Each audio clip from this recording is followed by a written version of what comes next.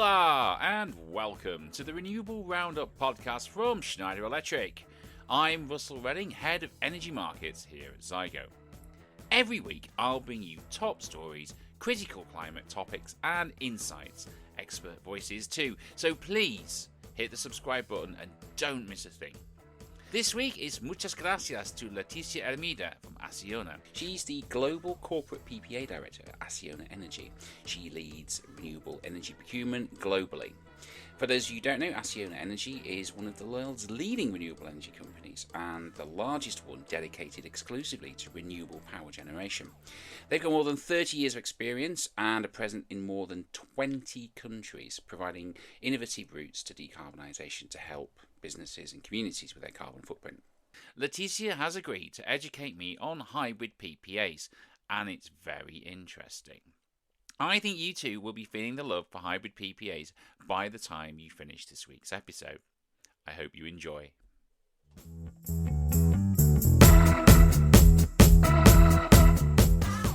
Good morning, Leticia. Thank you so much for joining me. And how are you? I'm good, thank you. Thanks for having me here, Russell. It's a pleasure. You've kindly agreed to come and talk to me today about hybrid PPAs, and I really appreciate that. So I'm going to dive straight in and ask, for the listeners who are wondering, could you maybe explain what a hybrid PPA is in simple terms, and maybe how it differs from what a sort of traditional PPA is, please? Well, I think in general terms, hybrid PPAs is understood as a contract that combines multiple generation assets, typically different technologies, into a single agreement. And unlike traditional PPAs, which usually relies on one asset like solar or wind, it's a hybrid structures that blends profiles to create a more stable and predictable output. Okay. So it's about bringing together different technologies to stabilize the output rather than, say the traditional solar or wind shape. That's interesting. Well, I get the feeling that hybrid PPAs are actually gaining quite a lot of traction right now in the corporate renewable energy market. Obviously, there's things like this is set against negative pricing and volatility and sort of things. Why do you think they are gaining so much traction now with corporates? Well, you just said it. I mean, the market context has changed significantly. We're seeing higher volatilities, a lot of of negative pricing in several markets, the cannibalization effects, especially in solar heavy markets. And also, I think there's another component that is interesting, that is how customers are more sophisticated right now, and they are expecting something that matches better their own needs. So I think all these elements together have made hybrid PPAs to emerge as a response that is going to help both parties to reduce the exposure compared to standard PPAs. Okay, that's interesting, and I think I agree. I think we are seeing more sophistication around energy purchasing. I think there was a time when the the options were limited and it was a fixed price, and then there were more market-based products. Then came PPAs. I think now it feels like there are even more options. You've got hybrid PPAs, lots of structures and things around the market. So I could maybe see that definitely why corporates are sort of looking at that benefit, should we say, of the stability and de-risking. Would you say that, Leticia, but that a hybrid PPA is about a combination of technologies? Is it a combination of contract types? Is it something about the risk profile? What's the kind of big feature of those? Well, I think the core of hybridization is about combining technologies. I think this will be the first thought and what's on the mind of the top of the mind of our listeners. But it can also involve different layering options, contractual terms, different element of risk and profiles. But I think in today's market, what we're talking about is a technological mix that is going to be the dominant type of contract from today on. Okay, it's interesting. What if if you've got a view, what would you say is the most common type of hybrid PPA? I mean, obviously, if we talk about technology, it could be wind and solar and storage or whatever. What are you kind of seeing? Well, I think that the most typical structure that we see right now is solar PV combined with the storage. In wind, I think is a different animal because the wind resource is not as predictable as the solar one. So we can see wind projects that can generate during certain hours of the day, but the profile is quite different. So I think there's not that specific need to hybridize them, this urgent need to hybridize them. So I may say that solar PV plus storage is the winning mix. That's really interesting because what you highlighted there was so my first thought, I would agree with you and said, solar PV and BESS because there's a lot of solar PV on the networks, and obviously it all kind of follows the sun. You've got very high generation, say in the middle of the day, and therefore the battery, the storage system can benefit really well. I had assumed that with wind there was perhaps less available, and it was flatter. I mean, it's still somewhat unpredictable, but it was flatter. So the batteries weren't looking. But actually, I hadn't really considered that actually the wind is in many ways underlying unpredictable and doesn't necessarily combine well with the battery. I think that's a really interesting point, I think. Yeah, I mean, well, at Acciona, I mean, what we have is a large installed capacity in wind, and we've been analyzing this for a long time. First, for some projects that we have in particular places, not all around. For example, if we go back down to the example of the Spanish market, it doesn't make sense in every project, in every wind project that we have, because we have different profiles. Maybe it can make sense in projects that are generating during the hours that are following a path similar to the solar PV. But in other, for example, what we've seen is that we can blend our own wind generation with solar PV, trying to provide more of a baseload profile. So I think, hybridization makes sense. We have to understand well what's the way the asset produces, and if it makes sense to blend it with maybe solar PV or maybe with BESS. But where I think there's something we don't have any doubt about, there is that combining solar with storage makes more sense right now with the volatility prices, with the volatility in prices, with the negative pricing that we see. It's going to help a lot the economics of the projects, but also the position that the off-taker has. Okay. Yeah, that's interesting. That's really good. Would you say on that hybrid PPAs are more about energy optimization? So, like for example, you could say that creation of that base load or that shape. Are they more about giving better price stability, or do they focus more? I mean, it's hard to see on the decarbonization goals, or is it a blend of all of them? I guess.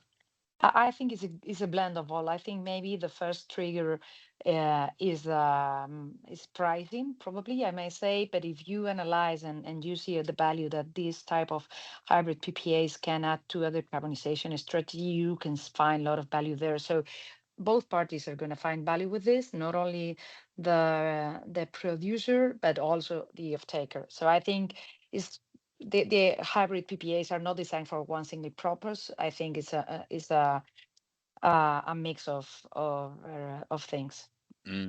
It's interesting because I think you're right. The value can be there and you can see it, and it's not always easy. How to put it? An easy analysis, should we say?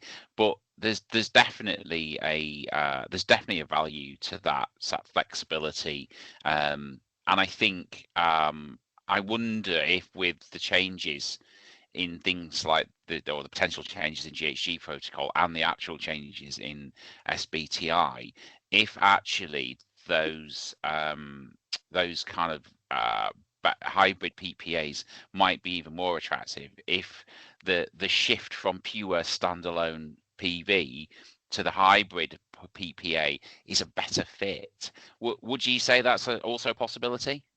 Yeah, I think so, because I think this type of structure is going to allow us to move generation from some particular hours of the day to other hours of the day where it's more difficult or the energy is more scarce. So it can help the 24/7 matching, for example. And I think definitely is the trend that we see right now. It's not only about location, it's also about the profile matching. So I think it's going to help both price risk and volume mismatch.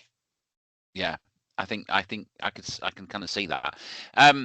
Here's a slightly off-piste question. If the locationality, Leticia, is those boundaries are say that GHG draw them, let's say within country, do you think that also plays to the hybrid PPA? My thinking being that in some countries we've seen more physical PPAs than virtual PPAs, and I wonder if locality pushes it towards the physical PPA, which means that shape that the battery provides or the base load is more attractive to corporates. Do you think that could be a factor if it goes that way? Yeah, I mean, all the flexibility that we can provide to off-takers is going to help them take decision and is going to help them to achieve their goals. I think, for example, in Europe, we have a huge range of different situations. If we think about Spain, it's very difficult, very different from what we see in Germany, for example, or what we see in Italy, where we have another markets. So I think all the flexibility we can provide with generation, trying to adapt the regeneration of the asset to the consumption of the client is going to help them to achieve their goals. Yeah, and I think my own experience has seen that. I think getting the right, getting the right almost shaping of the PPA actually can reduce the costs, and perhaps some of those are unseen costs, shall we say, um, for the corporate in purchasing the rest of their portfolio and what they do with that, particularly in physical. And perhaps, with a VPPA, it's certainly with the settlement is probably advantageous. But and I think those things are not always obvious at first glance, but when you actually get into them, it just kind of it makes that that match doesn't necessarily need to follow the profile the corporate uses, but if it's better aligned, for example, a shape or a reduced a base load or a reduced daytime shape or something, can often actually be quite attractive, as you say, and then the flexibility to kind of shift that I guess agrees that comes in PPAs could be attractive too. So on that, okay, we've talked about flexibility. Do you kind of have a view of how the hybrid PPAs can help corporations who need to manage price volatility and volume risk, maybe compared to just a single asset PPA? Mm. I mean, and what we've seen in the past are PPAs that are committed to a volume, in general terms, an annual volume of consumption of the client, but it's not adapted to their profile. So the more you can adapt to them, thinking about, for example, heavy industry or electro-intensive industry, usually these type of customers have their consumption on a baseload profile. If we can imagine, think about an example of, I don't know, 300 gigs per year. You have to think that solar PV only producing in solar hours is not going to be uh, a really good match. If you can provide those 3 gigs on a baseload profile, it's going to be more adapted to the reality of their own business and the real consumption. So trying to, keep that energy for other hours where the customer, the off-taker, is going to be using that energy is giving them a lot of value that maybe is not just in the economics of the PPA itself. If we think of solar as produced, we are thinking about very low price levels, but if we are thinking on hedging their consumption, this energy that can be displaced into other times of the day can add a very significant value that is not in the euro or dollar per megawatt hour, is in the value proposition that you give them. So yeah, definitely. Yeah, that's actually really interesting, isn't it? Because it's what you're saying is it's not just about always the headline figure in the PPA.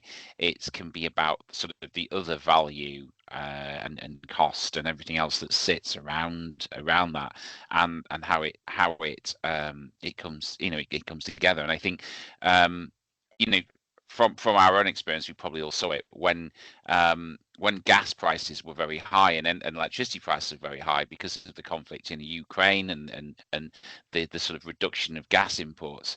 A PPA made sense, I think, to manage price volatility and bluntly cost, and was very it was very positive then that it was also reducing carbon at the same time. Mm-hmm. Um, as we know now, the world has moved on, and everyone's looking at it in a sort of much harder way. And there is, like you say, that shift because battery technology is better, longer duration storage. It's less expensive. It now makes so much more sense, and obviously there's other things which I'm sure we'll talk about later, like helping grid access and shaping it, and then meeting things like GHG. It does seem that, I say, the market has moved on, and now is that time where the hybrid structures, they're going to make it easier to achieve 24/7 carbon matching goal, align with the GHG protocol, easier to purchase and easier to align with your sort of general corporate energy strategy. So they deliver value right across the piece, I guess, is the thing, isn't it? Yeah, totally. You just get it. I mean, a couple of years ago, maybe this was not possible, but now we see very competitive levels in capex for battery storage. So what it didn't make sense a couple of years ago, now it makes total sense. And you just point that about the duration of the storage also. We are seeing, I mean, technology is evolving, it's evolving fast. And I think we are going to leave the same situation we live with solar PV. If we think about 15 years ago and we think about what we're seeing now, there's a huge difference in pricing, in everything. At that point in time, we needed auctions, we need CFDs, we need schemes to support the development of this type of renewable technologies. And now nobody's thinking about, well, in some markets that we still find this type of schemes, but in general, the solar PV is competitive itself, and I think we are going to start to see this next wave with the battery storage. And in terms of the duration, this is going to be something that is key, because a couple of years ago, when you think about 2 hours, it maybe in the mind of the client it was too short to avoid the problems, to help to really be a difference, to really make the difference. But now, if you think about 6 hours, if you think about 4, things it's another language, right? So I think, I mean, definitely this is going to be the tendency for the next year, and this is going to be for sure the tendency in the markets that you just mentioned, that has a lot of solar, that has problems with grid capacity. So having this possibility to add some BESS, and in some cases they can be green BESS in the terms of they are going to only charge energy from the asset, but in other we will probably see more sophisticated sorry models where they can also charge from the grid, not only from the asset. So I think there's plenty of possibilities that will be open from now onwards, and we will be probably making more and more sophisticated structures in terms of PPAs, evolving the contractual terms that we are going to put into the table for the off-takers, and become more and more sophisticated. Do you know what? It is good. It's good to hear you say that. I will hold my hand up and say, probably a couple of years ago, I was one of those people who would have said, "Bah, an hour's storage. What's the point? That is totally not going to solve my problem." Totally. And like you say, now you're looking at 4 to 6 hours, and some people are pushing that boundary, into sort of long duration storage. And you think, oh yeah, I can see how that makes a difference. Yeah. You can really run through that middle of the day and then cover the morning and evening peaks much better. And I think that all, before we start talking about trends and regions and things, I think therefore, to me, that message, my thinking of the message to the corporate who's thinking about a battery is, don't just dismiss it on the level of well, do I need a battery? Or what's that going to do? I think it's really important to understand what the battery in that hybrid can do, and what it is going to do for you, because it can deliver, especially with these longer durations, it can deliver a lot. And as you said, Leticia, we're certainly seeing it in the information that we get, is that developers like yourselves are evolving their offers, not only in their technology and their capability, but in the PPAs and the PPA structures. And it's actually quite an exciting time to see how it's going to evolve and where it's going to go, because I do think corporates you need to almost like not write off the technology and say, well, I don't really care if it's there or not. What difference does it make? That's, as you say, the thinking of a year or two ago, isn't it? It's now actually it can make a big difference. Hmm.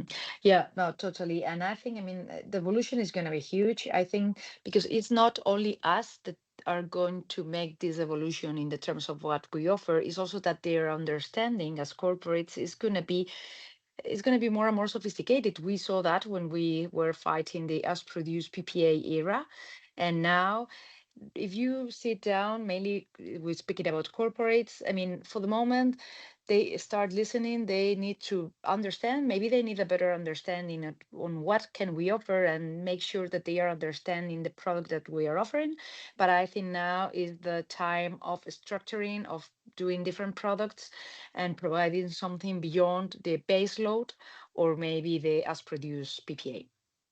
Yeah, definitely. I'm trying to think of a sort of an analogous or a different example, and I'm sure there's things that listeners everywhere will think of that they looked at and went, "Oh, I don't need that in my life," and then they get one and they go, "Oh, wow, it's completely different to what I thought." Hmm. I could totally show my age and say my first mobile phone many years ago, I decided I didn't need one, and then I had to have one for work, and then I wondered how I ever lived one without one. Um, and I think the technology and the structuring around batteries and hybrid PPAs is moving on so fast. I almost feel it's not quite life changing, but it's definitely one of those things where people will potentially look back in it and think, or maybe think, well, why didn't I get one? Or I'm glad I did, if you will. Yeah, definitely. No, and you Definitely. just said it. I mean, in the past, when we spoke about renewables with some corporates, they were thinking about the intermittency of the generation. They were thinking about higher prices. They were thinking that that was a source of power that was not sustainable for them, Mm, economically and also from a source perspective, let's say. But if now you look at them and they see that renewable is a competitive energy that is even lower in cost than any other many other technologies that are in the system, they are seeing that this is competitive and some of them are thinking, why didn't I lock myself on a PPA a couple of years ago when there was plenty of options there, plenty mm. of people into competition to get an off taker, and why it took so long for us. So I think we are going to probably follow the same path with this type of Yeah. structured product with us. Yeah, and I think the flexibility don't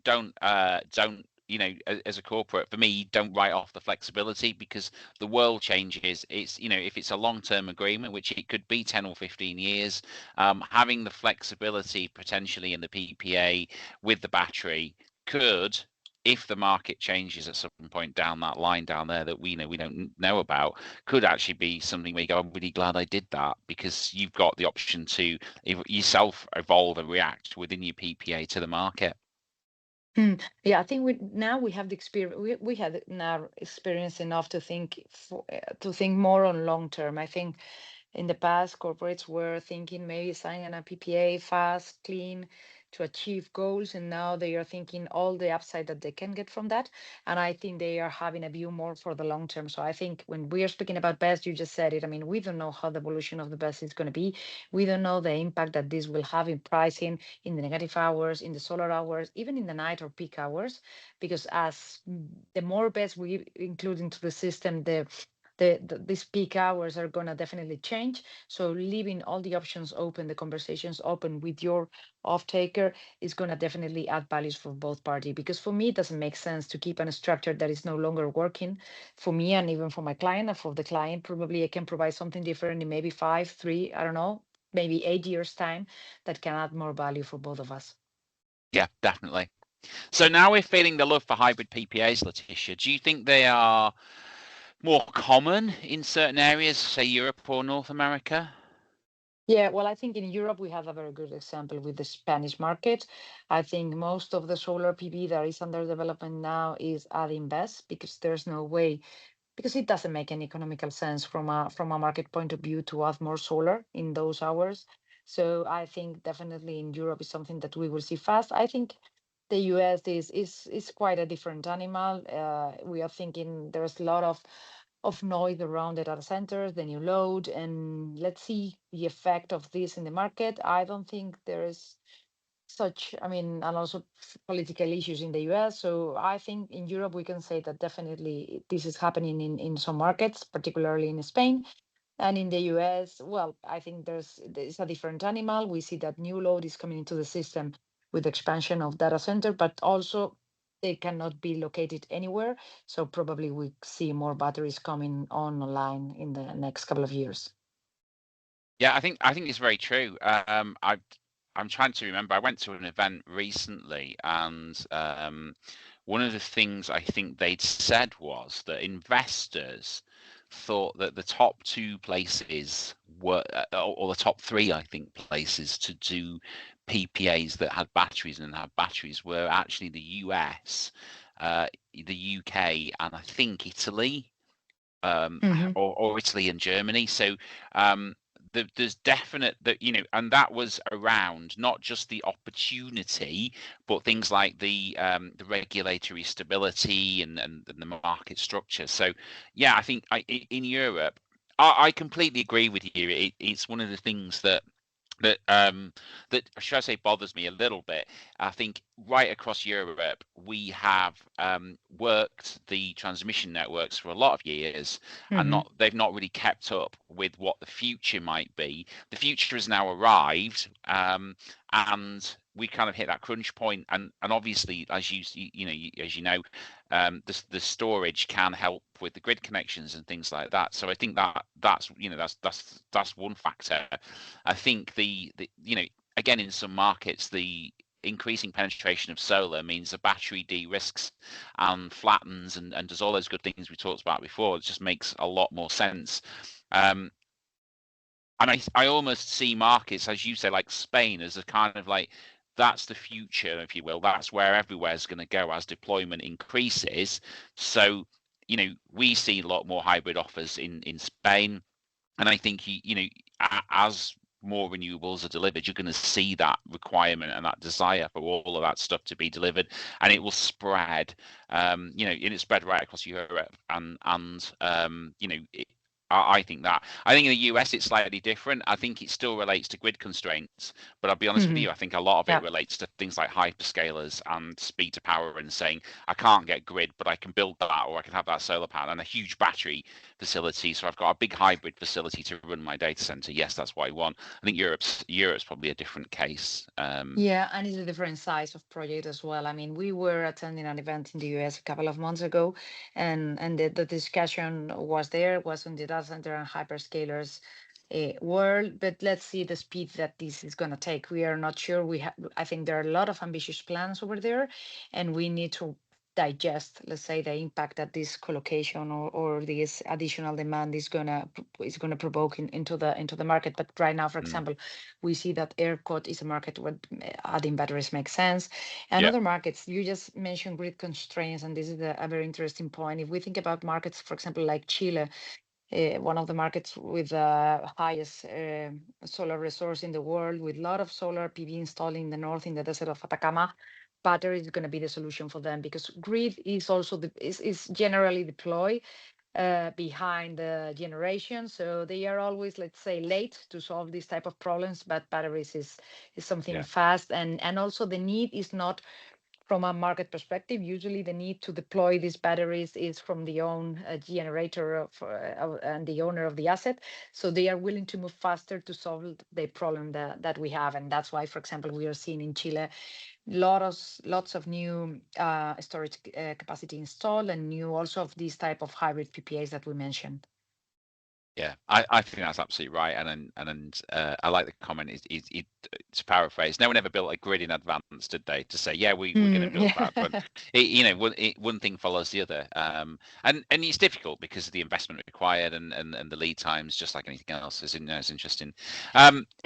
If I was asked, I feel like that hybrid PPAs have now moved beyond perhaps being a niche solution to becoming much, they're on that path to being like a, a sort of standard product. They're heading that way. They're all a bit different, but would you agree? Do I have that right? Are they here to stay? I think so, definitely. I think, I mean, the more firm capacity that we take out of the system, I mean, with that nuclear gas, whatever the technology is, the more blend solutions we need to provide to our clients with renewable. Yeah, yeah. I think they are here. So, hopefully, people are listening and thinking, well, like, this is great, and this is something I need to understand, or I need more of. To wrap the last couple of things to wrap it up, then, what would your feeling be are the most common misconceptions about hybrid PPAs? Well, I think that the first one is that th- th- they are very, let's say, sophisticated, that they are very complex contracts. I think they are as complex as we want to make them. We can discuss the very simple solutions that a corporate can definitely understand quick and fast, and they can see the added value in a very short period of time. So I think that's for me like the elephant of the room when we speak Mm, about hybrid PPAs. Everybody's thinking, wow, this is very complex, how this is going to affect what am I mixing? What's the result of this mix that I'm going to put into the blender? So I think it doesn't have to be that complex. I mean, we need to understand and where's the lines, how are we going to manage the battery, where is the interest for both parties. So I think that's like the big misunderstanding here. And also, I think they probably most of our listeners are thinking that this is a very technical concept, that this is contractual structuring is very complex. But at the end of the day, is we need to have clear what we are offering. They need to understand the value that this is going to add for them, and based on that, we can start in the contractual terms and putting this down into paper. mm.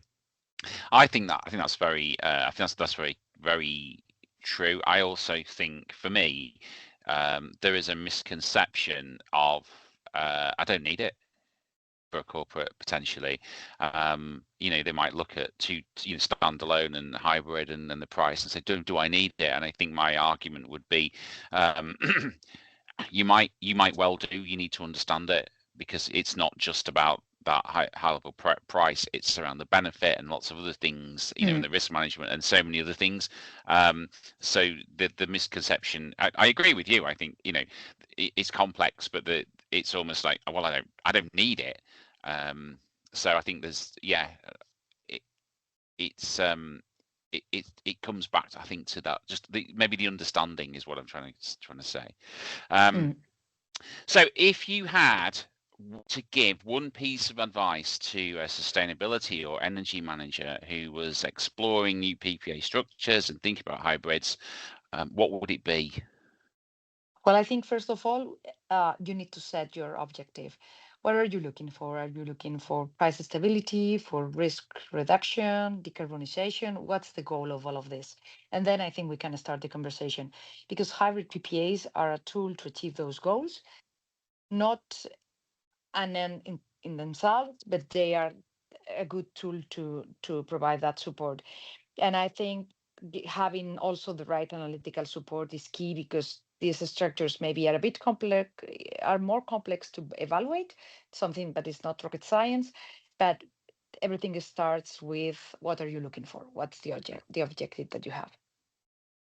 I completely agree. I would say, understand what you want, but then, as you say, reach out, talk to people, educate yourself, understand, Hmm. because that kind of chases away the misconceptions. As you say, allows you to do the analysis, or have the analysis done, and find out, actually, is that they're in alignment there.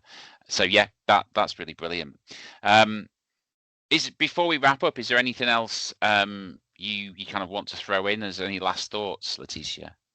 No, I think, I mean, as a general message, I think this is here to stay. This is a very useful tool for corporates. And also, if we think about potential new requirements for the decarbonization goal, this is something that can be really useful. And I think what you just said, I mean, reach out, share your concerns, the goals that you're trying to achieve, and let's see which structure can help you to achieve those goals. Definitely. I think that's really good advice. Leticia, thank you so much for taking time out of your extremely busy schedule. I've had a really interesting chat with you. I've really enjoyed it. We talked about hybrid PPAs. It's actually got me thinking in a couple of areas. So brilliant. Thank you so much for joining me.